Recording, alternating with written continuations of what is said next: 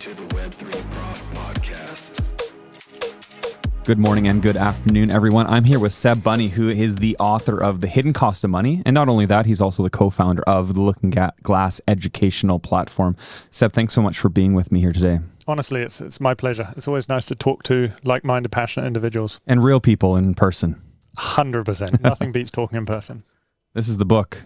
I have started reading this book, and it's absolutely phenomenal. As I was telling you off air, I'm a really slow reader, and it's going to take me a while to digest a lot of the concepts that you're sharing here. But I think it's so important and really, really interesting, helpful information on, I guess, fundamentally kind of looking at economics. Before we get into this, I want to tell us your path to getting into Bitcoin. For sure. So it's interesting. There's a lot of Bitcoiners that talk about how even pre-Bitcoin, because Bitcoin's kind of inception in 2009, we had already gone down that journey about questioning the world around us and realizing that money may be not all that it seems. Yeah. And so a lot of my experience came from pre-Bitcoin, and that's what led me to where I am now. And I would say that if I look at it very objectively, it really started when I was really young. And the first kind of few instances, I'll kind of explain them. The first one was really that my parents separated when I was very young. My parents separated, so it meant that I was supported by my mum, and she supported my two brothers and I. And given that I had a single parent supporting us, I realized very early on in reflection that because she had to work, because she had to put herself out there just to be able to put food on the table and to put a roof over our heads, all of a sudden it limited how much she was able to spend time with us and meet our own emotional needs. So that made me start to realize that, man, our monetary environment, when our parents maybe can't meet our emotional needs, already starts to impact how we're developing.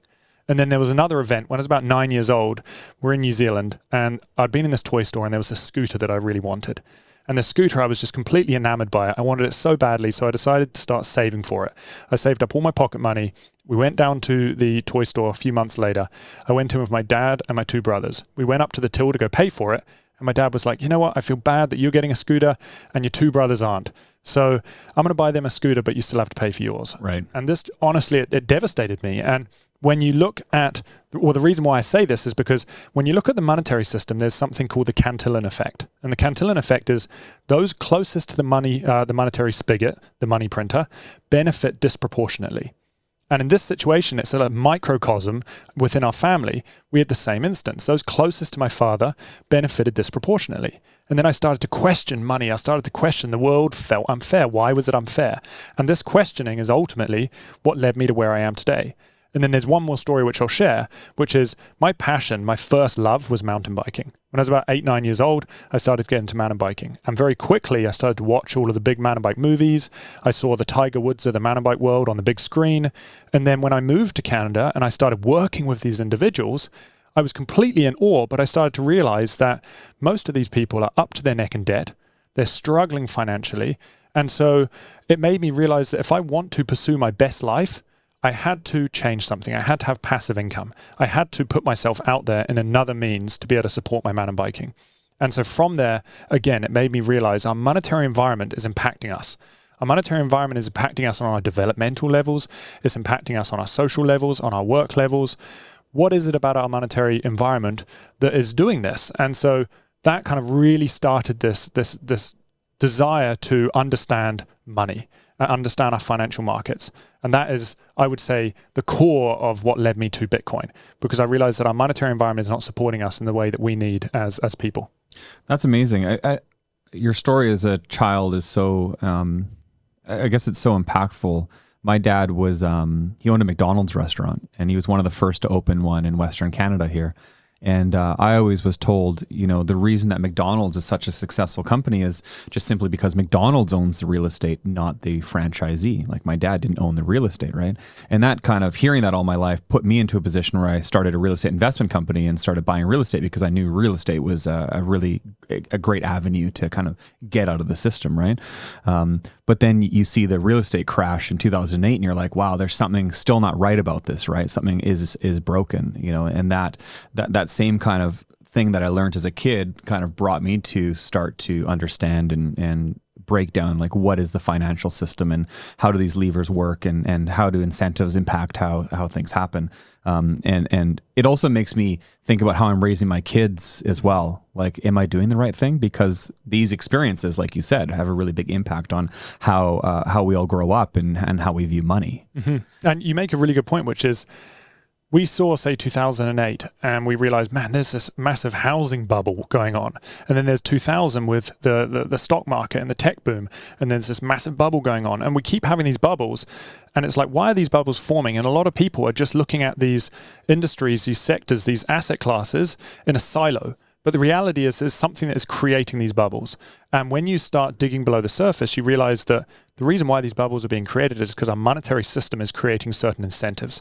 Our monetary system, because of intervention, suppressing of interest rates, you name it, and we'll dive into this and more, is incentivizing debt consumption. That debt consumption is funneling into asset prices, which is causing asset prices to rise. And so again, the incentives of the system push people to do certain things. And I think that's what blew me away. I started to realize that the housing crisis, the debt crisis, the friggin' tech boom, all of this is stemming from a broken monetary system. I want to get just an understanding of your background. Most people who talk about these types of things, especially from a theoretical perspective, are academics. Now, my sense is that you're not an academic. You seem like a mountain biker. What gave you that impression? So did you study at university? Are you a self-taught kind of guy on understanding economic principles? Where does this all come from? So similar to your journey, I very quickly, when I started to realize, man, these people that I aspire to be like, I realized that if I want to be a professional mountain biker, it's not going to support me. So I have to create passive income streams. So I started at 19, I bought my first piece of real estate. I bought an apartment in Whistler. And then from there, I was able to leverage it and buy a couple more apartments. I bought a couple in the States, and it started to grow. And I feel so lucky to have had that opportunity before the housing market had just gone absolutely nuts as to what we're dealing with today. And during that same time, I started to realize that, man, I'm pretty young. And as much as I love real estate and the long game of real estate, I want a little more action. And so I started to, and this is obviously, everyone's quite impulsive, so I drawed into the financial markets. I started trading futures to start. I was trading oil futures for quite a few years. Then I was trading options, and I was traded in the value investment market. Okay. And I was a massive Warren Buffett disciple, trading options on value strategies. And I did that for about 6-7 years. But then I started to realize that I was looking at the markets through the lens of a free market. I believe we had a free market where we're having this competition taking place and naturally value is being created. And if you were able to pick those companies that were offering value, then in the long term, you were going to do fine. But what I started to recognize was that actually, that's not quite how it works. I'd be taking these positions and they'd be underperforming. Or we would have some like economic event, an economic stressor, and my position would massively underperform when I thought that was the position that was going to do really well. So this made me question our environment. Are we really in a free market, or do we have a very interventionistic market? And that made me look at the central bank. And I would say that thread going through the financial markets and looking at the inner workings of the financial markets is what allowed me to realize that our central bank very much governed interest rates. Our central bank very much governed the monetary levers, and that ultimately was changing people's behavior. It was changing how people are taking positions. And that is ultimately really what opened my eyes to Bitcoin. If we want to fix a lot of the issues that we face in society, then we've got to change the money. And I don't think, kind of talking about my book for a second, what I felt we didn't quite understand as a society was just to what extent money weaves its influence into all of these different aspects of society. And so one of my other passions, for many, many years, I practiced and nearly went down the route of becoming a therapist. So I really like psychology. I really like childhood development. And so tying money and our financial markets in with psychology and development, and then looking at it from an environmental standpoint. I'm a mountain biker. I appreciate the mountains. Like, how do all of these things tie together? And so ultimately what I really wanted to try and describe in The Hidden Cost of Money was, what is the cost of our current monetary system on our relationships, on our own behavior, on our environment, on our politics, on our business? Because money, it invariably impacts all of these aspects, and people don't quite understand that. And that's what I really want to try and explain for the layperson. I mean, there's no question, like, people are getting divorced because of financial pressures, right? They're treating their kids terribly because of financial pressures. They're drinking because of financial pressures. There's so many, the financial system has such a far-reaching grip on each one of us if we are succumbing to the pressures of the financial system around us if we're not free from it. And so, yeah, I think this is going to be really good. Let me ask you, I've written down a lot of questions, and I kind of want to make sure that I appropriately ask you these questions. So some of them I might read. I don't usually read questions, but I feel like we're talking about a complex topic today. So in your book, you talk about how the system exacerbates inequality. Okay. So, kind of in socialism, the idea is that the system removes inequality in the same way your dad tried to remove inequality with your brothers by him buying your brothers a scooter and you making him making you pay for your own. So we have this inequality, and this is, you particularly talk about this with assets when it comes to real estate and financial products. So what is your suggestion, or how do you reimagine a financial system that doesn't put this pressure of inequality into the system? So, man, it's such a big question, and just 2 sentences. That's all I want from you. It's such a big question, and it's a really important question, because this is where sometimes one of the ways I tried to approach the book was that I didn't want people to have assumed knowledge. And I wanted people to be able to read this from a foundation of, hey, I'm just living my life and I'm noticing that I'm feeling these financial pressures. I'm feeling the cost of living rising. Why aren't I able to support my family in the same way that I'd hoped? And I want them to be able to read that book and really be able to understand from a foundational level why we're feeling the things that we're feeling. And so I'll dive into a few different kind of explanations first to build that foundation, and then I'll get back to your question. Yep. And to start, I would say that our current monetary system incentivizes certain behavior. And it's important to understand what I mean by this. What I mean is that there are 4 levers in society, and this is what makes up our economy. The first lever is our land lever. And land is the natural resources. We have wood, we have oil, we have minerals in the ground, we have the water. This is our land lever. We then have the labor lever. The labor lever is us as individuals, our ability to be able to use our time and our energy to be able to create value, to be able to start companies, to be able to use these resources to build stuff. Then we have the capital lever. The capital lever is obviously the money in society that allows us to buy stuff, buy capital goods, buy resources, buy things that allow us to transform goods into products. And then finally, we have the enterprise lever, or the entrepreneurial lever. It's our ability to take all of our time, our energy, our resources and capital and create technology and advance society. These are the 4 levers of society. When we look at these 4 levers, the reality is that 3 of them are indirect. They create change indirectly. 1 of them creates change directly. What do I mean by that? If we want to create change through the land lever, we've got to go and find a whole bunch of resources. What are the chances we're going to find resources? Today, there's so much red tape in trying to drill for oil, trying to gain resources. So it's very hard to change society and really help push society forward with resources. What about the labor lever? The problem we have is we've got an aging population in most countries. China is meant to see their population half up until 2050. Canada has got 60% growth over the next 10 years in 60 and above, as opposed to 10% growth in 60 and below. And the US had its slowest population growth in the last 100 years last year. So what we're seeing is we've got an aging population, which puts a ton of pressure on society because now we've got to support this aging population. So, well, that one there was very hard to change. We have to have more kids. That takes a long time. You then have the enterprise lever. And again, if we want to start a business, we want to, approach AI, funnel a bunch of money into technology, we can't bet when that technology is going to create change. So it's very hard for us to kind of bet on that. So finally, we have the capital lever. The capital lever, if you just pump money into the economy, change happens very quickly.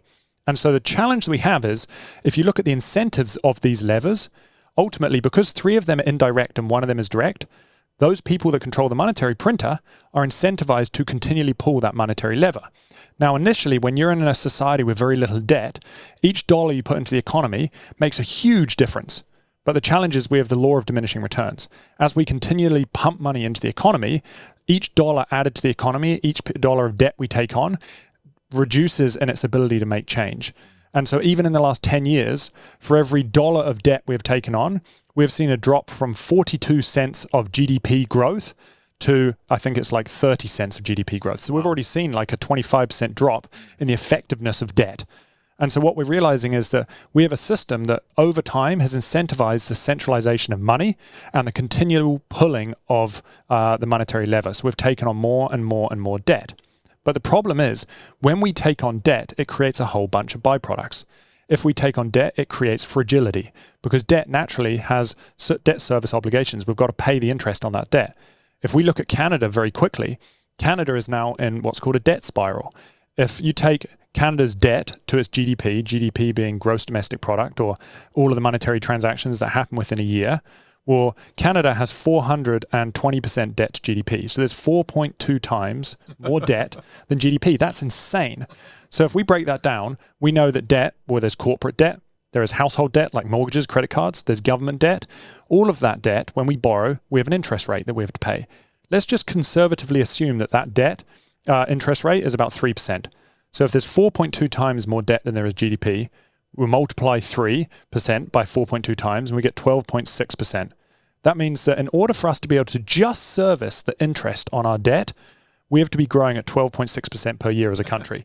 The reality is, over the last 100 years, we have been annualizing around 0.61% growth, not even 1%.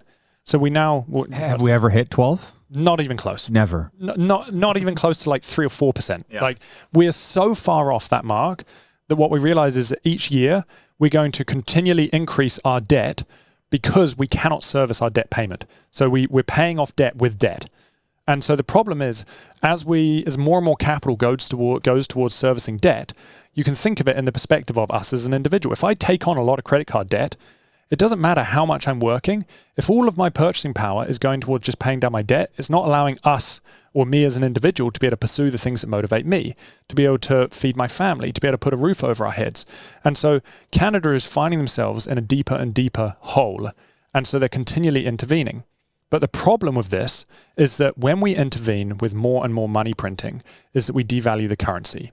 And so money, and this is a roundabout way to answer your question, but money is meant to serve 3 purposes. It's meant to be a store of value. It's meant to store our value that we earn from work so we can spend it at a later date. It's meant to be a unit of account, so we want to be able to use it day to day, purchase goods in stores. And finally, a medium of exchange. We should be able to interact with it very easily and exchange it between one another. Let's forget about those second 2 for a second and focus on the first one. If money is meant to be a store of value, and we're able to work hard, we're able to expend time and energy and be remunerated in wages, then I want to be certain that if I'm being paid a wage, when I go to spend that money in a year's time, that I'm able to purchase goods based upon the amount of energy that I've expended. But if in a year's time there's been 10, 15, 20% inflation and prices have gone up immensely, then ultimately it's kind of like, cool, I go and buy some batteries from the grocery store for my TV remote, but when I go to use those batteries, the batteries are half depleted. It's frustrating. And so what that does is people are no longer incentivized to save in the currency.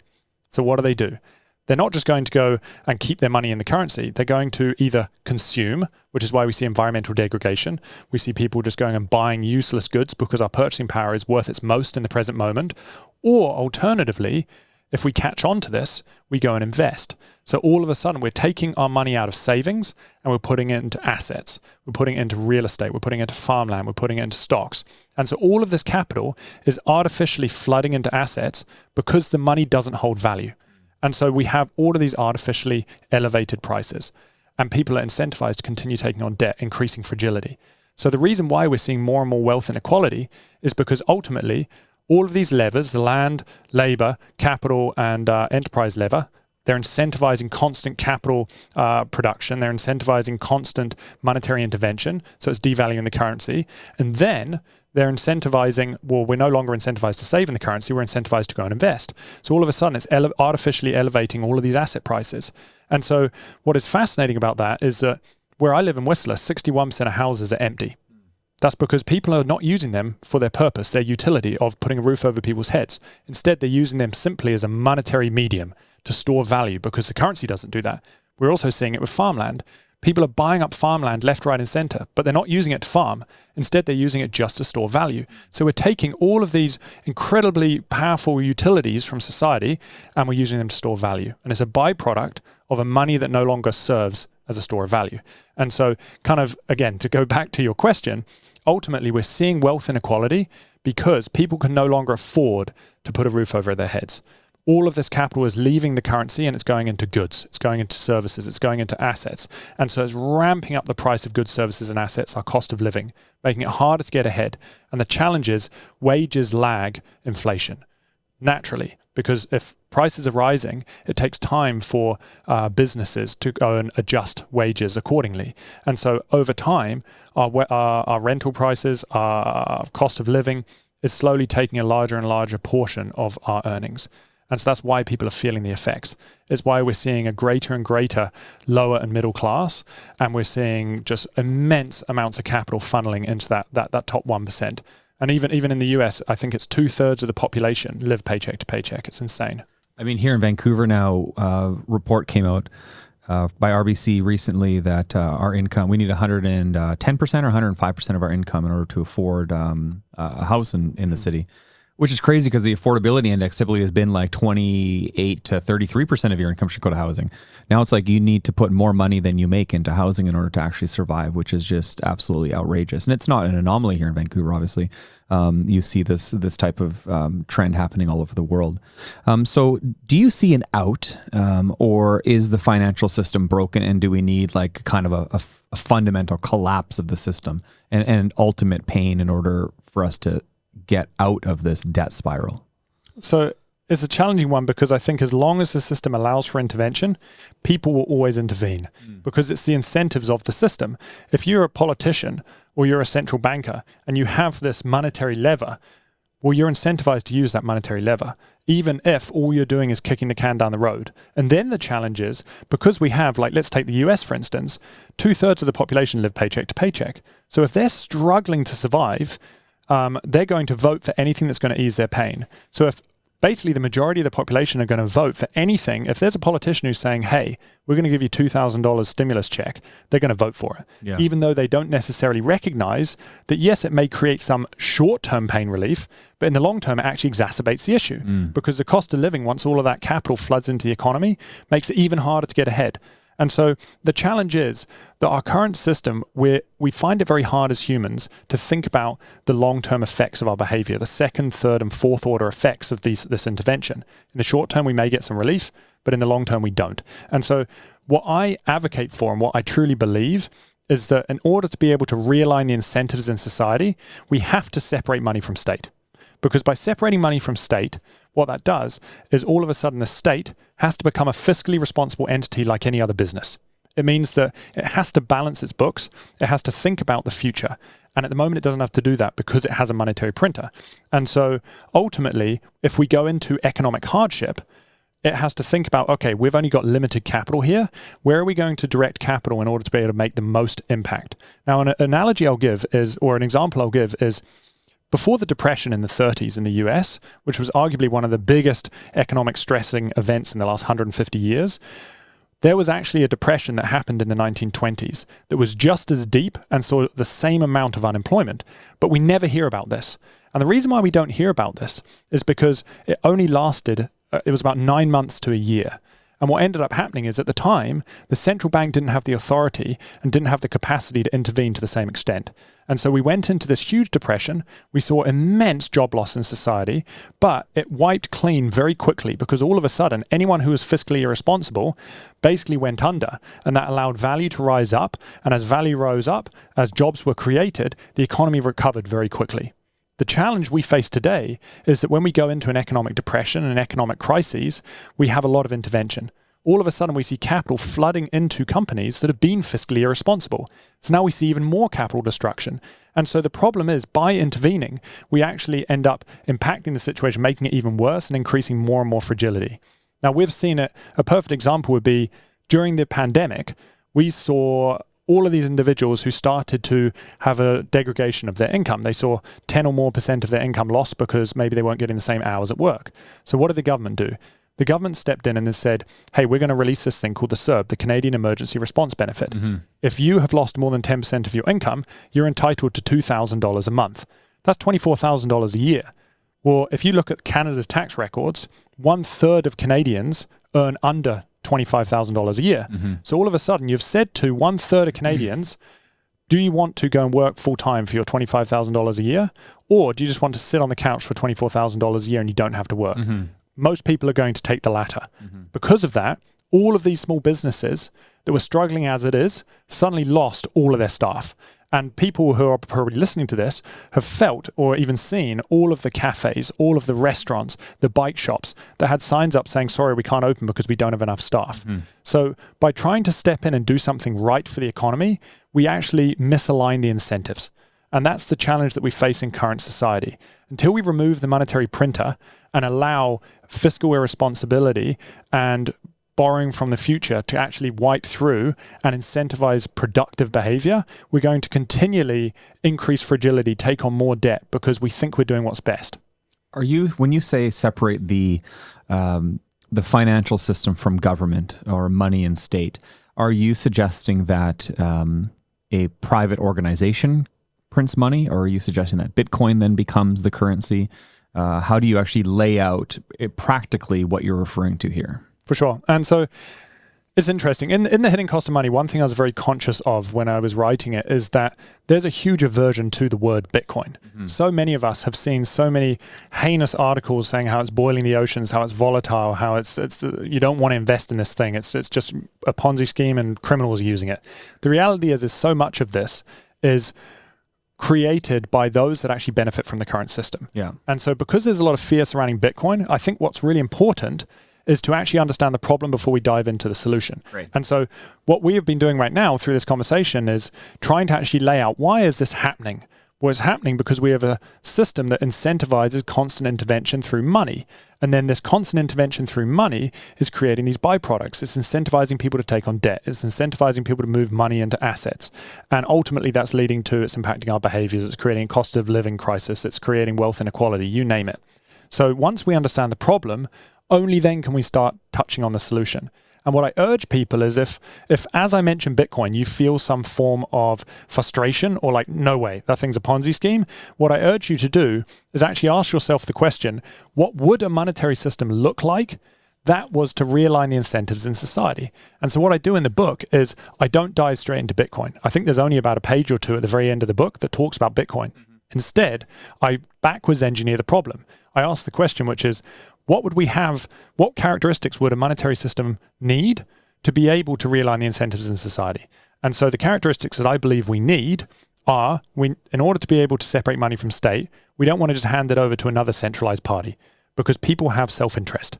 If a centralized party is controlling it, then ultimately the government can still probably intervene, create some form of incentive for them to be able to adjust the monetary supply, you name it. So ultimately we need to have some form of decentralized system for something that spreads the risk so that no one party benefits disproportionately.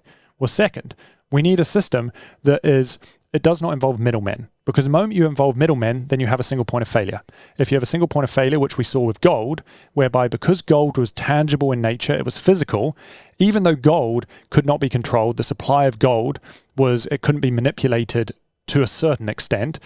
The problem is because it was physical in nature, it was stored in warehouses. And then the challenge is the warehouses that stored the gold would print more receipts to the gold at which they had, which artificially suppressed the price. Then we have the same issue again. We have a central party which is impacting people's ability to save in gold.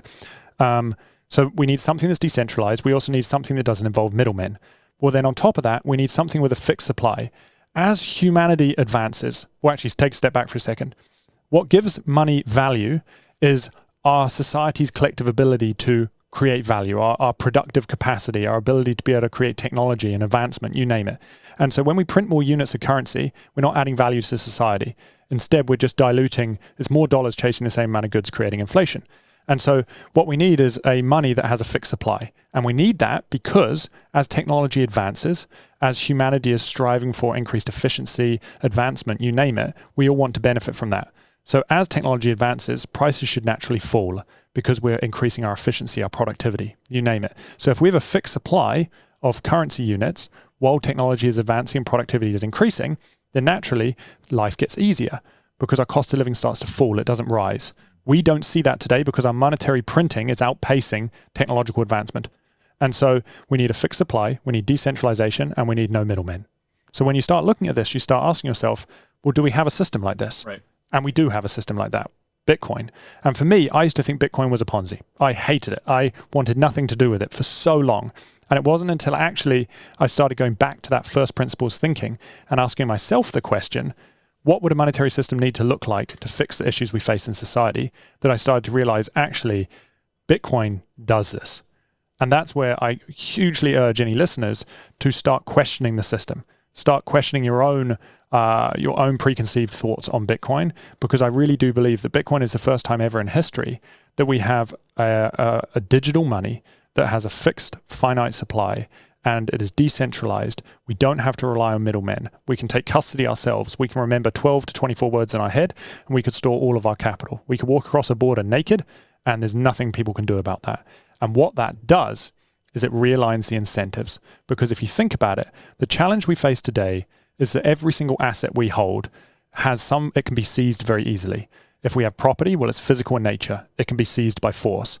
If we have cash under the bed, it's physical in nature. It can be seized by force. If we have cash in the bank, it's held by a third party. If the government wants to put force on the bank, they can do it. They can freeze your accounts. We've seen this with the trucker rally. If you're holding stocks or bonds or other traditional digital assets, same thing. The government can put force on the institution, the middleman that's holding it, and they can seize it. And so the reality is that every other asset in history has been able to be seized by force. When it comes to Bitcoin, we can hold 12 to 24 words in our head. Nobody can seize it by force. It's very hard to seize it by force. So what that means is the only way people can obtain Bitcoin is by voluntarily offering value to you and you voluntarily deciding to hand over Bitcoin to them. What that does is it realigns the incentives, because if the only way the government is able to obtain your Bitcoin is to offer value and listen to its populace, what that's doing, it's incentivizing value creation. It's incentivizing the government to listen to its populace.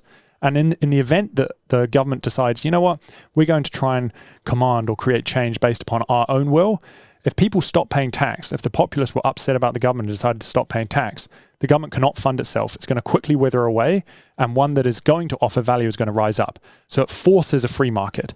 And not only that, but we see it in countries, and we're seeing it with El Salvador right now.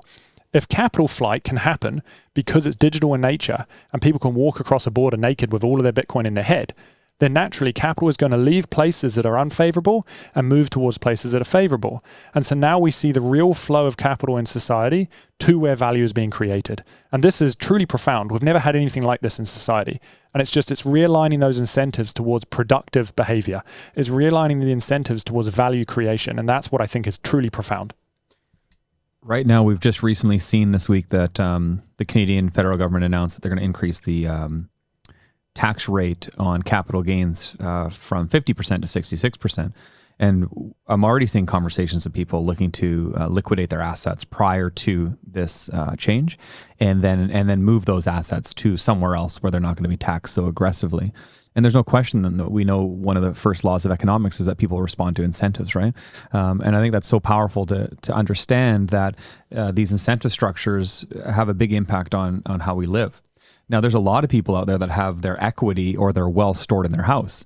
If we live in a deflationary environment and housing costs is going down, you have a big portion of the population, primarily older people, who don't benefit from that equity that they have in their homes. So, and I think this is part of the reality is that the people who vote are people who are older. Those people have equity stored in their houses. They're just generally their biggest opportunity to generate wealth. If we move into a deflationary environment, which is kind of the objective of every Bitcoiner in the world, how does that impact those people? And how do you get those people on board with running away from the inflation that we sometimes love and hold near and dear to our hearts because our stuff becomes more valuable? At least the perception of our stuff becomes more valuable. So this is such a tough question. And the reality is that our current system, we are heroin addicts and we are constantly needing more and more heroin to be able to continue our addiction because we're scared of the withdrawals. People say that a deflationary environment is bad for the economy because it disincentivizes savings, because we're incentivized, it disincentivizes consumption. People stop spending because our money is going to be worth more into the future. But the reality is that when we actually take a step back and look at our monetary system holistically, our current system, because it incentivizes constant consumption because our money is losing value over time, people are either just going and consuming, which is impacting our planet, is massively degrading our waterways, our forests, because we're consuming just like poor quality, cheap materials, or, as I explained earlier, capital is flooding into assets, causing asset prices to rise, and it's creating artificial asset price inflation. So yes, it benefits a certain portion of the population, those that are holding assets, but the reality is that this inflation is artificial. The inflation is artificial, and it's simply because our money is no longer storing value. And what would be interesting is if we were to transition to the inherent natural state of things, which is as technology advances, as productivity increases, prices should be falling. then all of a sudden we'd actually be incentivized to simply save in the currency. We no longer need this financialized world where we're going to have to try and seek saving in all of these other assets. We're having to spend tens of hours, thousands of hours a year trying to understand the financial markets, trying to fix and flip properties, all this kind of stuff, simply to try and outpace inflation. Instead, we can simply just save in the currency and we can benefit from that. And so the reality is that when we think about boomers, when we think about people that have a lot of their capital stored in real estate, it is going to be, in the short term, disadvantageous for them. It's going to be disadvantageous because as capital flight moves from assets such as stocks and bonds and real estate back into the currency in a world where maybe we saw Bitcoin being used as a day-to-day currency, then prices are going to start falling. That is going to impact boomers. But on the flip side, what it's going to do is as prices start falling, it becomes easier for the average working class individual, for the lower class individual, to get their footing in society. It becomes easier for them to be able to start supporting their family, to be able to put a roof over their kids' heads. And so the long-term benefits far outweigh the short-term benefits. And that short-term benefit of a price drop or a price kind of correction is a result, and it goes back to that heroin example, it's the same thing. We're scared of the symptoms, the withdrawal symptoms, because of our addiction that we have. And we're incentivizing constant intervention just to be able to support a small portion of the population that have benefited from the current system. Whereas I truly believe that if we were to see a transition towards something like Bitcoin, it would truly profoundly change the world which we live in. And I'll give you an example. When we think about technological advancement, prices on average fall around 5 to 15% per year. So let's just take the middle ground there, 10%. So prices are falling at around 10% per year if we take out monetary debasement, monetary printing, all that kind of stuff. Now, if we look at what have traditional asset prices tend to appreciate at, well, real estate tends to appreciate at 6 to 7% annualized over the last 100 years. Equities are about 8 to 9%. Bonds are around 5 to 6%. Well, if you think about technological advancement at 10%, it's outperforming equities, bonds, and real estate. So if we had money with a fixed supply, we'd be incentivized to simply save in the currency, and that would outperform equities, bonds, and real estate. Well, bonds have something like $300 trillion stored in bonds. Equities, about another 150 to 200 trillion. Real estate, another 250 to 300 trillion. The derivatives market is something like $1 quadrillion stored in these assets. So all of this capital is simply in these assets to escape debasement. That's the only reason why it's there. And so, of course, we're always going to see some form of capital in assets because people want to try and take risks to try and boost their returns. But a large portion of it is simply trying to escape debasement. And a lot of that capital would flood back into their currency. So if we were to see a currency like Bitcoin being used globally or widely used, all of a sudden, I truly believe we would see house prices correct 50, 60, 70% because houses no longer need that monetary premium. They no longer need to be storing value. And so I think that what's important is that, yes, in the short term, it's going to be painful because we have so much debt. In order to be able to have the asset prices at which we do have, we're borrowing from the future. And if we've been living beyond our means for so long, then the only way to kind of recorrect and find a normalized society is to now live within our means. And so that's not a failure of the free market. That's not a failure of capitalism. That's a failure of an interventionistic socialist society where we've been borrowing from the future. Yeah. I think it's interesting because I hear a lot of people, especially left-leaning, maybe socialist thinkers or people who maybe lean more socialist in their thought, they have a problem with the fact that real estate has become an investment mechanism. It should be used for housing. It should be used for living. It shouldn't be used to store value. Those same people are often the same people who are proponents of big government. They're proponents of government intervention. They're often proponents of, government lending out money to or giving money to individuals, which effectively exacerbates the same problem. We see people who maybe subscribe to kind of woke ideologies, which fundamentally come from, just trying to help people who maybe don't have as much opportunities as others. And these same people often subscribe to some of these same economic principles, which are fundamentally putting a big disadvantage to the same people that they're trying to help.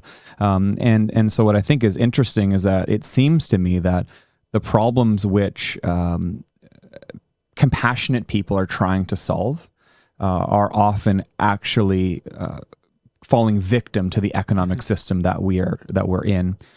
But many of these people don't see the economic system as the problem. They kind of see rich people as the problem, or they see corporations as the problem.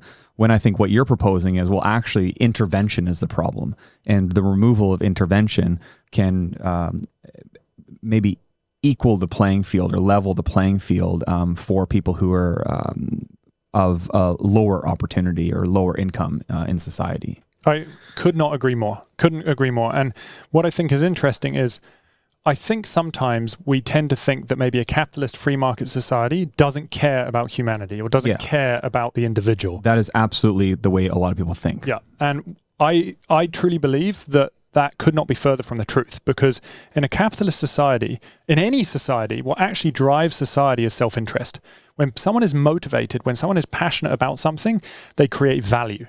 And when they create value, we all benefit from that value. We cannot ignore self-interest. It may seem selfish, but that self-interest actually benefits everyone. And so what I think is interesting is when we try to intervene on a more like socialist interventionistic approach, I'm not denying that people, they want to care. They want to cry and create change because they want to do something good. But what we struggle to think about as humans is what the second, third, and fourth order effects of what it is that we're doing. And so I read a long time ago, and I can't quite remember the figures, but it was something like Nike donated 250, 300,000 pairs of shoes to a small African nation. And when they donated these shoes, that seems so generous, like you're helping all of these people that are struggling. Their shoes are just little thin pieces of friggin' tire rubber. But the reality was that when they donated all these shoes, what was the incentive? Well, no one was buying shoes from the local shoemakers, so the shoemakers went out of business. So within a year, once all the shoes that had been donated by Nike had worn through and people were no longer using them, well, no one could buy shoes. And so all of a sudden, now they needed the Western shoes. So all of this capital, which they were already struggling, is now having to go and buy Western shoes, propping up Western corporations.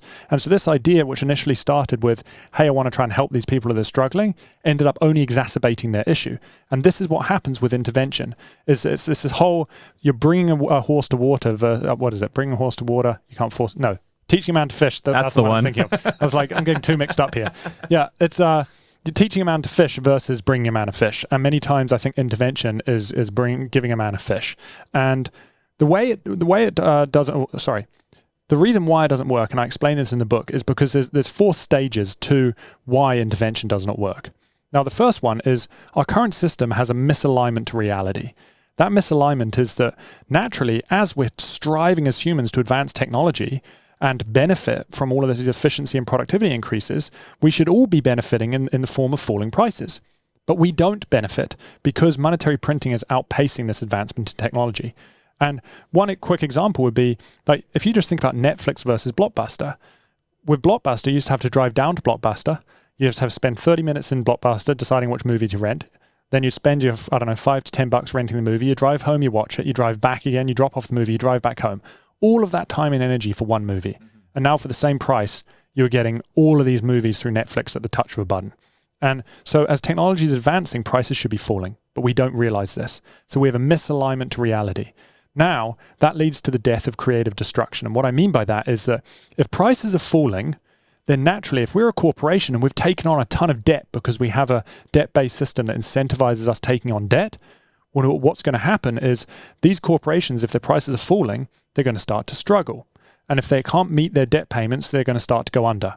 So what happens? Well, the government steps in and they start to stimulate the economy. They start creating programs where they're giving money to a lot of these businesses. So now this is where we're destroying creative destruction because we're not allowing companies to compete against one another. Companies that actually are offering value are now having to compete against companies that are not offering value and have been fiscally irresponsible. And so instead of directing capital towards value creation, research and development that benefits all of us, they're now having to direct capital towards competition, competing against companies that shouldn't exist. When we think about the S&P 500, the 500 biggest companies in the US, 25% of them, 1 in 4 of them, is a zombie company, which basically means that it does not earn enough money to service its debt payments. It's only alive because of intervention. When we look at the Russell 2000, which is 2,000 of the small cap companies in the US, it's 40%. That's just mind-blowing. 2 out of 5 companies should not exist and it's being propped up by debt. So there is so much capital going towards competition that could be going towards value creation and innovation. So we're impacting society now. We've impaired society because we're not creating a natural competitive free market, which leads to the next stage, capital flow distortion, which is if we as individuals buy things that we believe offer value to us, then capital flows to where value is being created in society. But if there's all of these businesses that are existing that are not offering value to society, then all of a sudden we see this artificial capital flow. We're seeing capital moving to companies that should not exist. That capital is no longer going towards the companies that actually are offering value. So all of a sudden we have a distortion in society. We don't know which companies are actually offering value. We're seeing a lot of fiscal irresponsibility and wasted capital. That finally leaves us to the fourth stage, which is decision-making impairment. How can central planners, politicians, businessmen, entrepreneurs, how can we make effective decisions if we don't know who is offering value, what companies should exist, what companies shouldn't exist, what industries are a necessity in society? Because ultimately, there's an artificial competitive environment with companies being propped up. We don't know where capital is flowing in society, and we have a misalignment to reality. And so this explains why intervention does not work. Because the moment we intervene, we're misaligned to reality. We start taking on more debt. We increase economic fragility in society. And this is why I think it's so important to step back from this interventionistic mindset, because ultimately every single system throughout history, whether we're talking about natural systems, ecosystems, you name it, plant life, every single system has thrived because naturally if you're not offering value, you die away. Now we're artificially breaking this down. And although we care about trying to support those that are struggling in the short term, we're actually sacrificing humanity's ability to thrive in the long term. And I think that's important to put that into perspective. The long term is incredibly important, just as important, if not more important than the short term. That's amazing. I want to tell you a little quick story. So I've got 3 kids, and my daughter, she's 8. And she's 9, sorry. She has physical disabilities. So she's had 20 surgeries at BC Children's Hospital. She can't move her legs, so she's in a wheelchair. But cognitively, she's typical. She was in 2 Netflix movies and got paid, like for the amount of work she did, she got paid a lot of money. And so we took this money and she worked for it, and we bought Bitcoin with the money. My kids have a lemonade stand, and they accept Bitcoin at their lemonade stand. And most people pay dollars, but the odd person pays with Bitcoin, which is kind of cool. And then all the money that they make in their lemonade stand, I force them to buy Bitcoin with. And the idea is that, I'm trying to obviously get them to understand kind of the principles of economics in a small way that a child can. But for my daughter, my interest is looking at how is she going to support herself into the future. Now, she can probably work and make money, but being a person with disabilities can be very expensive if you have interests beyond kind of hanging out in the city. And she skis and she plays para hockey and stuff like this. And so I'm trying to figure out how can I set her up so that she doesn't have to depend on the government. Now, I've seen the benefits of government intervention from the 20 surgeries she's had. I don't know what I would have done if I lived in a truly capitalistic libertarian society. I'm not exactly sure what that would look like, right? So she has been a burden on the medical system to the tune of millions and millions of dollars, I would assume at this point.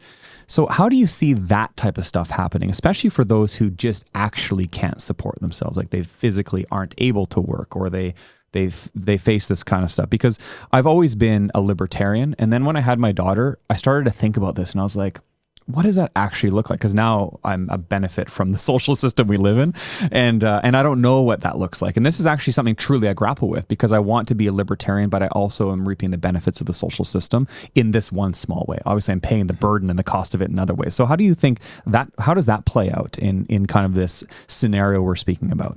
It's such a powerful question, and it's one that I think I 100% grapple with as well. And I think that the first thing I will say is, there's no perfect solutions, there's only trade-offs. Every single system, whether we're talking about communism, socialism, capitalism, you name it, every single system has benefits and disadvantages. And in a more capitalistic free market system, this is one of the disadvantages. Certain individuals do not benefit to the same extent. But the one thing I'll say is there's a few other benefits that I think sometimes we forget about. The first one is our current system, our current pharmaceutical healthcare system, is one in which the government pumps so much money towards these major corporations, these major insurance policies, you name it. And a lot of them have taken advantage of this.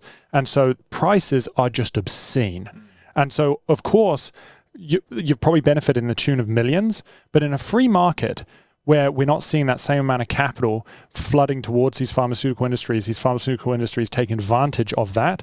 One, I think the costs of things would be a hell of a lot cheaper, because when we have a free market, naturally prices fall, because as Jeff Booth always talks about in his book, The Price of Tomorrow, prices always fall to the marginal cost of production, because as you get competition, then people are going to undercut one another. So I think that as you incentivize more and more competition, prices fall to a point where maybe it would have been more easily within your reach to be able to afford to support your daughter under your own means, as opposed to without that intervention. Now, secondly, what I do believe is that we would still have a welfare state even if we remove money from state. But what ends up happening is people are always going to be paying taxes or paying some form of fee to the government for their services. That's always going to happen. There is always going to be, I truly believe, some form of centralized entity which helps support people, whether it's paving the roads or doing some form of public good. But if the money is separate from state, they cannot simply print money to fund operations. What that means is that if their only way to receive revenue is through taxation or through some form of fees, well, now they are a fiscally responsible entity like any other business or an individual. They have to be very conscious about where they spend that money. And so they're going to be very conscious about, if we're directing this money towards this thing, where are we going to see the most benefit? So one of those would be, if I'm thinking about the healthcare industry today, so much money goes into treating the symptom. We're simply going through surgeries. We're simply trying to do things to treat the symptom as opposed to trying to fix the root. So instead of directing capital towards all of this symptom treating, we would maybe think more about, okay, if we want to try and reduce our healthcare cost because we're a fiscally responsible entity, we've got to start teaching people about nutrition. We've got to start teaching people about mental health and trauma. And this is hopefully in the long term going to reduce the healthcare burden of a sick population. And so I think in the long term, that cost is we're still going to have a welfare state, but it's going to be a hell of a lot smaller because we don't have the capacity to be able to run deficits endlessly and print more money, which is actually at the expense of a lot of these individuals. And on top of that, because we're seeing the cost of living decline, these individuals that are struggling and may not be able to support their own needs to the same extent as others, it becomes easier over time, not harder. And again, kind of to Jeff Booth's point, he had a podcast a little while back. He asked a question, which is, if you're struggling in society and you lose your job, would you rather lose your job in an environment where prices are falling, or would you rather lose a job in prices of rising? Yeah, and that's fair point. And it's the reality. And so I think that it's not as black and white, as in we benefit immensely from certain social services. It is that, yes, there may be reduced social services. It's not like they're going to disappear completely, but we're going to benefit from the free market, as in greater innovation, which hopefully should drive down prices. And we're going to benefit from the fact that our cost of living is declining. Houses are getting cheaper. So we may have a greater capacity to be able to support your daughter or others in the way that we need to. Yesterday was her and I were looking at new wheelchairs for her, and she's a little kid. A new wheelchair for her is about $7,000 to $10,000 for a manual wheelchair. Okay, it's incredibly expensive, but the price of the wheelchair is fundamentally based on how much funding the government's willing to give families. And so I suspect that the wheelchair manufacturers are setting their prices based on how much money the government will give me or her as an individual, rather than what the actual price of the wheelchair should be related to the demand of the wheelchair or the cost of production or anything like that.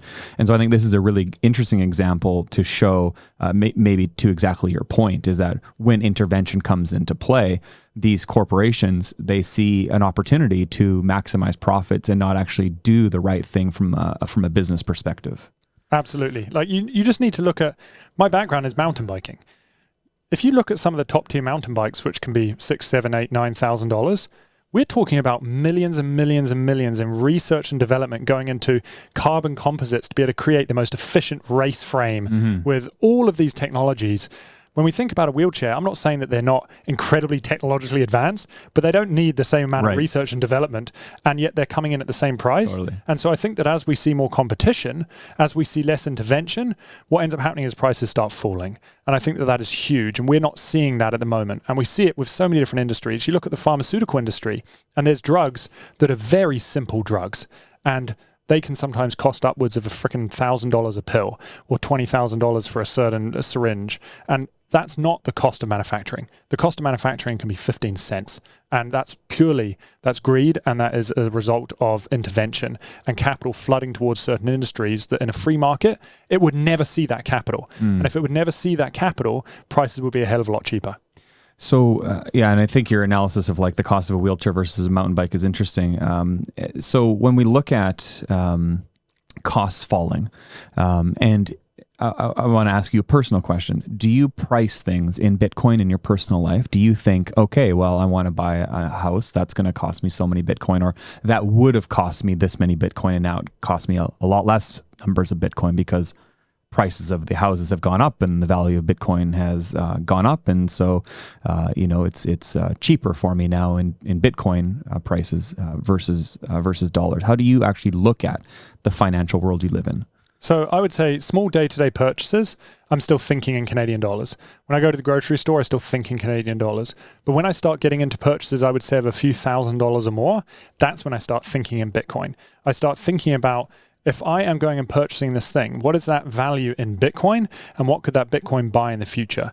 Because when we think about Bitcoin, Bitcoin is annualized. It's the best performing asset ever in history. It is annualized since inception, something around 200% returns a year. That's not to say that some years you don't have a 50% drop and other years you have a 600% gain. Mm-hmm. But what that means is that, like, if I am going and spending $5,000, $6,000, $7,000 on something that I don't maybe necessarily need, am I going to spend that money? Or am I incentivized to save, put it in Bitcoin, and in 3, 4, 5 years' time, that $5,000 could then go and purchase the same thing, what with money to spare to be able to put towards maybe improving my life. And so I think that's huge. Yeah, and I think, I mean, my wife and I talk about this a lot. It's like, she's a proponent of Bitcoin, appreciates the value that it's added to our lives, but sometimes is like, are you ever going to sell any? And I'm always like, well, it's really expensive for me to sell it. Like, if it's at $60,000 today, I think it's probably going to be at $150 next year or whatever. So when we buy, for example, she wants to buy a road bike. And so we spent a couple grand on a road bike. That's actually a $4,000 road bike next year. And probably 5 years from now, that's a $10,000 road bike. And so is the opportunity cost worth it? And this does, as you said, in the face of the way society runs today, because my dollars are going to be worth less tomorrow, I'm incentivized to spend now. Because my Bitcoin, I believe, is going to be worth more tomorrow than it is today, it incentivizes me to save. And one thing I want you to clarify, because I think you touched on it, but I want to go back to it. How does that impact the economy? Because right now, the economy thrives on me spending my money to stimulate the economy. We need people to buy stuff right now in order for us to continue to have an economy. So if we do turn into savers, and let's say the currency does actually, move towards Bitcoin in some meaningful way, and we do save, how does that actually impact the jobs of the mountain bike instructors, the hotel employees, the coffee shop managers, when people aren't spending their currency in these places? For sure. And so I'll answer that in two parts. The first one is kind of how money impacts our behavior. And the second one, to your question about how does it impact if we were to move into a world where people are spending less, what's that going to do to the economy? So the first one, I think people sometimes struggle to understand how money actually impacts our behavior. Mm-hmm. And I think the third or the fourth chapter in the book is a whole chapter on how money impacts our behavior. And I kind of touch on 3 points. The first one is what's called time preference. And Bitcoiners are pretty familiar with this, which is, do I have a low time preference? Am I thinking about the future, building prosperity and security for my family, for myself? Or do I have a high time preference, which is, am I thinking about being impulsive, meeting my immediate needs? I just want pleasure in this moment. Now, the problem with our current monetary system is it's a very high time preference thinking system. Because our money is worth less over time, it's worth its most in the present moment, we're incentivized to consume. This consumption is decimating our environment because we have a very consumerist society. We always want the next biggest thing, the coolest car, the new shoes, you name it. So that's massively impacting our society. And it also creates a very impulsive society. With something like Bitcoin, it flips it on its head. Mm-hmm. All of a sudden, we're incentivized to save. If we're incentivized to save because our money, to your point that you made earlier, is worth more over time, then all of a sudden we're thinking about our future. How do we build prosperity? How do I support my family in the ways that I want to support my family? That also means that as our cost of living declines and it starts to get easier, I have more time to look inwards and think about how I want to show up and who am I? And that is huge. I think today we think a lot about happiness being this external thing. I need the next car. I want to look cool. I want to fit in society. In reality, happiness is very much internal. It is, am I challenging myself? Am I building relationships? Am I showing up authentically? And I think that what our current monetary system does is it stops us from thinking about these things. Bitcoin, when it forces us to think about the future and prosperity, incentivizes us to think more about how we want to show up. That is huge. And what that's one thing that really draws me to Bitcoin, is that it's actually not about money. It's about the values at which Bitcoin instills on people. So the second point is kind of meaninglessness. Our current system, because our cost of living is constantly rising, house prices are being exacerbated, it's getting harder and harder to get by. And as it's getting harder to get by, people are struggling to be able to plan. They're struggling to be able to think about, how am I going to be able to buy this house to be able to support my family? And so people are just giving up. I know multiple people where I live in Whistler who they came over to Whistler. They were so psyched about the mountains and getting out and doing sport. And then they quickly realized within a year or two that they're never going to be able to afford a house. And so they kind of just give up on life. And it's why we're seeing the highest rates of depression, anxiety, suicide that we've ever seen ever in history. Because people just don't know what the next 3, 4, 5, 10 years looks like. So meaninglessness is setting in. They don't know how to create meaning. And then when it comes to Bitcoin, the inverse. Cost of living declining, we can start to plan for the future. We can think about our future. All of a sudden, meaning starts to set in where, hey, how do I want to give value back to society? If I want to create a business, what does that business look like? And I can actually afford to buy a house and support my family. I feel like I'm giving meaning to others and myself. And then finally, it's kind of compassion and altruism. Our current system, there's something in psychology called Maslow's hierarchy of needs. It's kind of a 5-tier pyramid, and people have probably heard about it. But at the bottom, you've got your basic needs. You need food and shelter. And then above that, you start to get into things like relationships. And at the top of that pyramid, you've got self-actualization and more spiritual kind of endeavors. Now, the reality is that we cannot approach self-actualization or relationships and love until we meet our basic needs of food and shelter. When we have a society where our cost of living is constantly rising, it's becoming harder and harder to meet those basic needs. So we're not able to give back to society. We're not able to meet more of those kind of like deep-seated needs that we want to kind of pursue. And so compassion and altruism is slowly breaking down in society. Bitcoin, on the other hand, and it's profound to see, we have such a generous community because people are starting to realize, hey, in purchasing power terms, life is getting a little easier. I have more time to give back. Yeah. I've seen unbelievable amounts of people start to dedicate their life to Bitcoin, and they're just giving their time and energy into these endeavors that are helping support others, and they're not expecting anything in return. And that is, I think, an incredible community. And so those are kind of 3 areas that I like to touch on, because I don't think we sometimes think about how money is impacting our behavior and how we're showing up. And then kind of to your second point, which is the GDP kind of point and money and what would happen if people are spending less. The reality is that our society, we've put this metric at the top of our society, which is GDP.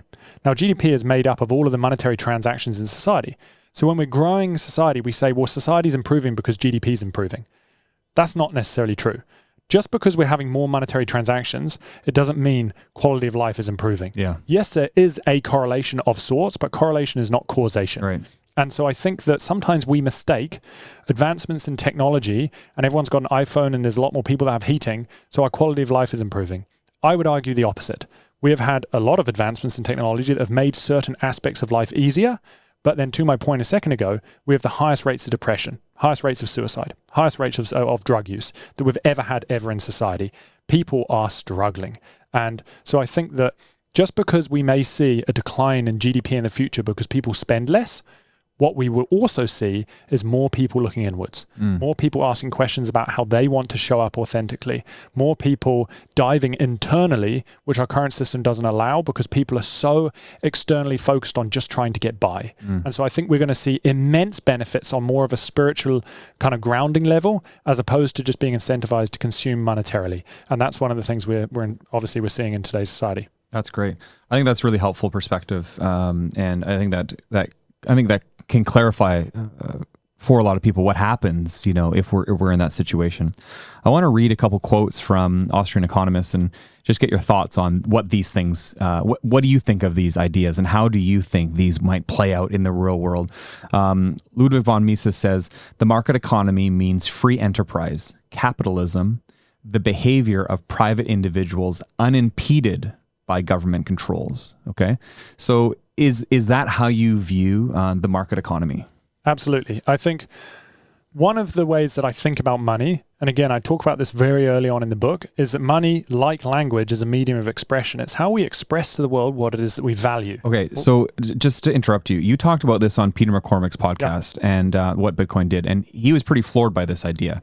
So I actually wanted to bring that up. So I want you to spend some time breaking that down, because this also, when I heard you talk about that on his podcast, I was like, a medium of expression. That's a fascinating idea. So take your time and let's get into this, because I'm glad you brought that up. For sure. No, and this is something that it just came to me intuitively, and I felt it was important to write about it, but I hadn't heard people speak about it in this way. Right. And so the way I look at money, like language, is just a medium of expression. It's how we communicate to the world what it is that we value. So if I go into a grocery store and I see someone purchasing grass-fed beef and organic vegetables, and then I see someone else going and purchasing cigarettes, microwave meals, candy, I can see what it is that they value simply by what it is that they're purchasing. And so in a free market, you see capital flowing to where value is being created in society and what it is that society values. And that's really important. Whereas the problem we face today in our current monetary system is that because the government has a money printer, they can devalue our currency and then go and spend that money where they see fit. This is, when we're talking about language, it's a form of censorship. Because what it's doing is it's impacting our ability to express where we want to spend that capital, because that capital is being taken from us and being spent elsewhere in society. The analogy I gave on Peter McCormack's pod was, if I as an individual do not agree with war, I'm never going to spend my money on endeavors that go and fund the military-industrial complex. But if the government wants to go and support war and is going to devalue the currency, debase the currency, and then go and fund war, it actually doesn't even matter what I think, because my capital is going towards funding war. And so when you look at society on a holistic overview, all you're seeing is capital is going towards war, so society must value war. That's not true. So we get a very distorted view of society. When we have monetary intervention, we're not seeing what society values. We only see what those who are in charge of the monetary printer value. And so it skews where capital flows, and it skews how we interpret where we need to create value. So I think to the point, to the quote, I think it's really important to mention that in a free market, what ends up happening is capital only flows to where value is being created.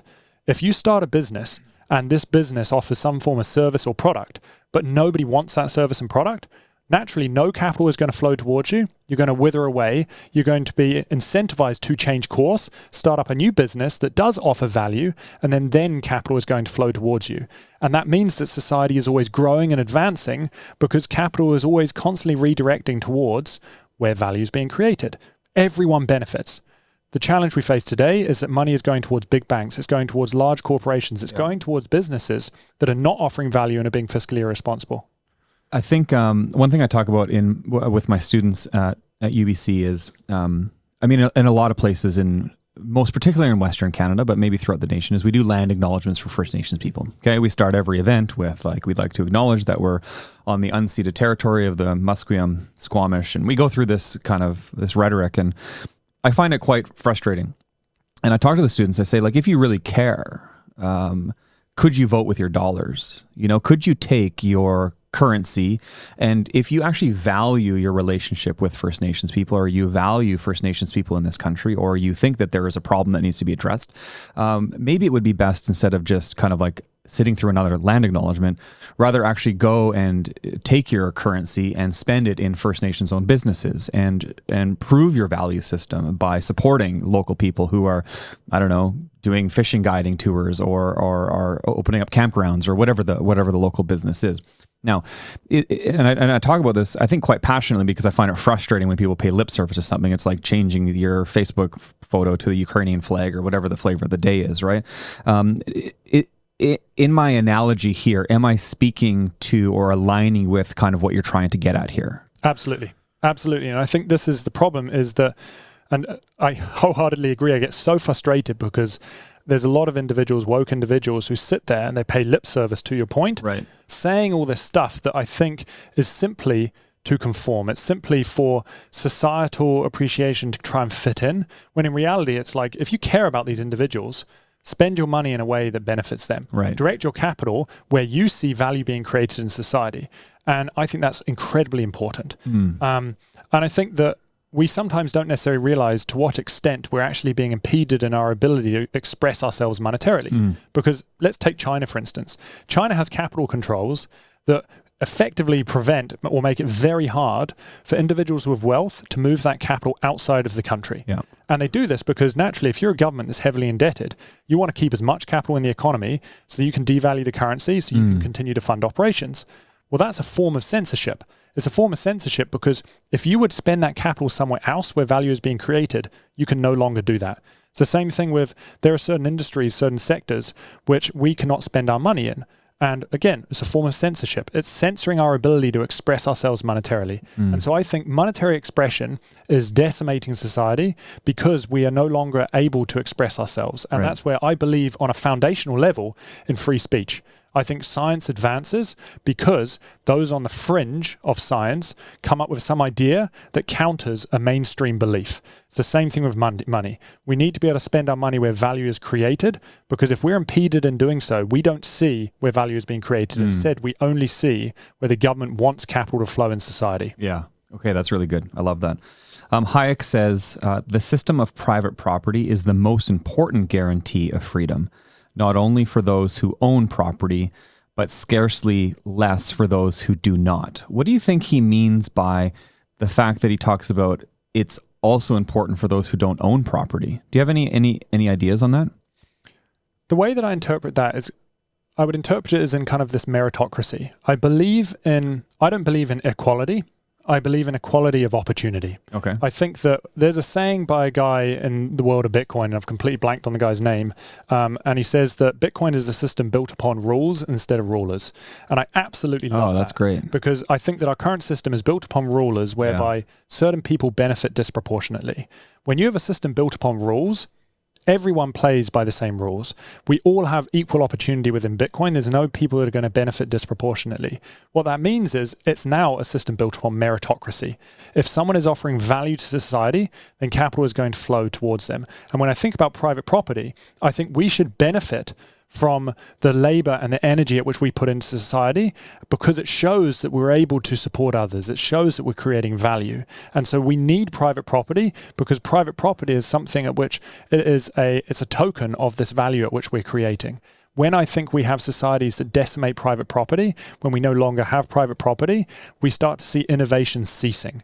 Naturally, the Western world, there's been so much profound innovation that's come from the Western world because people are able to benefit from putting their mind, their wisdom, their knowledge towards something that creates value for others, and they're able to monetize that.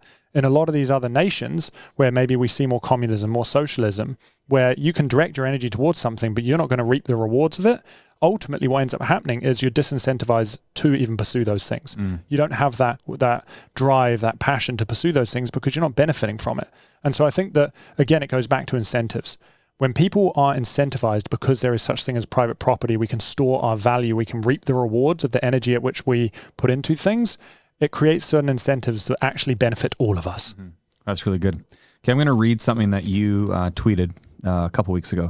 Rejecting wider adoption of Bitcoin over the fear of a deflationary shock collapsing the economy is akin to advising a heroin addict against quitting for fear of withdrawal symptoms.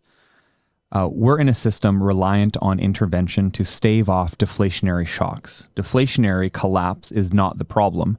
It's the inevitable system of a mismanaged addiction. As Lao Tzu once said, if you do not change the direction, you may end up where you're heading, which I think is clever. And we're heading towards an unmanageable deflationary collapse because the reality is that we live in a deflationary world. What is that? Can you break that down? Can you explain that a little bit further? For sure. And so we spoke a lot about this at the start of this podcast, and I even kind of gave that analogy in maybe a less concise way, in a less concise way. And so it's such a tough one because I think that, again, going back to that point, I think people, they want to care. They want to try and create change. And so they try and intervene and they try and do things that help support others. The challenge is when we try to intervene and we print dollars to be able to support others, we're borrowing from the future. That borrowing has to be paid back at some point. And so when we continually borrow from the future, we increase this debt burden. The challenge is we have a misalignment to reality. We are in a deflationary world where prices should be falling. So as time goes by, it actually gets harder and harder and harder to pay back that debt. So what I'm mentioning at the end of that kind of tweet is that we're coming closer and closer to this precipice, which is we're going to see a deflationary shock that is going to completely decimate society because we've taken on so much debt, we're going to be unable to service it, and that's going to lead to some form of hyperinflationary event. We've seen this take hold in Venezuela. We've seen it take hold in Argentina. We've seen it with the Weimar hyperinflation in Germany, where basically society is on its knees because the currency loses so much value so quickly because of monetary intervention that people are struggling to get by. And so I think that we have benefited immensely from monetary intervention. Cheap, suppressed interest rates that allowed us to borrow beyond our means, buy houses that we cannot afford, buy cars that we cannot afford. This has pumped up asset prices, created massive wealth inequality. And when we do transition to a more free market society, it's going to be hard. It's going to be incredibly hard. But as I mentioned, that is not a problem of a free market society. That is a problem of an interventionistic society incentivizing us to borrow beyond our means. Yeah. And I think it's really interesting, this is a bit of a side note, but I think it's important to mention, is that what does intervention really mean when we're thinking about interest rates? Well, interest rates, when we actually think about them from a more holistic standpoint, interest rates are simply a measure of risk in the economy. What they tell us is as interest rates rise, it means that savers, people that have capital in their bank, are demanding a higher interest rate because of the perceived risk in the economy. They want to ensure that if someone was potentially to default, that they're going to be paid back. And so interest rates start to rise. As interest rates start to fall, what it's telling you is the economy is nice and stable. There's low risk in the economy for potential default. So there's a lot more competition for lending, which basically means interest rates fall. Now, what is interesting is when we have suppressed interest rates, we almost invert that. We go into a tough time like the 2008 recession, and what do the central bankers do? They cut interest rates. Well, now we have a problem. We've gone into a tough time with massive economic fragility, and central bankers have cut interest rates. So now we have suppressed interest rates, which kind of show us that, things are stable. They're not stable, right, which they actually incentivize taking on more debt. So all of these individuals going through a time when actually we should be cleansing debt, interest rates should be rising, which means fiscal irresponsibility is wiping through. Instead, we're actually incentivizing debt consumption. So we end up misaligning the system. We end up misaligning the incentives. And so I think it's important to think about when we intervene, it's breaking down society. And at the moment society is basically, we're heroin addicts and we are scared of the withdrawal. So we're taking another hit. Yeah. We're taking another hit. We're taking another hit. At some point we have to face that withdrawal. That's not a problem with the intervention. That's a problem with the fact that we're freaking heroin addicts. Yeah. We're addicted to intervention. You know what I mean? Yeah. No, that's really good. I think Milton Friedman said, inflation is the silent tax of society. And I think that's, kind of fundamentally about a lot of what this conversation is. Seb, I think this has been an awesome conversation. I feel like I've learned so much and it's been really helpful. For those of you listening, I think you need to get this book. It's an excellent read. It's a bestseller, been a bestseller on Amazon. It's done extremely well in the Bitcoin community and outside. I think this is so helpful, Seb. I'm so glad that you live around here so that we could sit down in person and talk. And I don't know if Whistler knows the greatness of what they have in you, Seb. So thanks for being with me here today. Honestly, it truly is my pleasure. And it's nothing beats talking to like-minded individuals that have a passion for questioning the world around them and diving into this stuff. And so you're a huge benefit to the community. And I think that it is awesome what you're doing. And I can't wait to listen to more episodes. And I'd happily join anytime. And I should mention that if people are interested in kind of grabbing a copy of The Hidden Cost of Money, if you can't afford it, I never want price to be a barrier. And so if you can't afford it, just fire me a message either on Twitter, and that's just Seb Bunney, and Bunney is Bunney, or you can go to sebbunny.com or Looking Glass Education, our educational platform. Fire me a message and I'll send you the ebook for free, because I don't want people to think that price is a barrier. And I think all of us should have an understanding about how the world works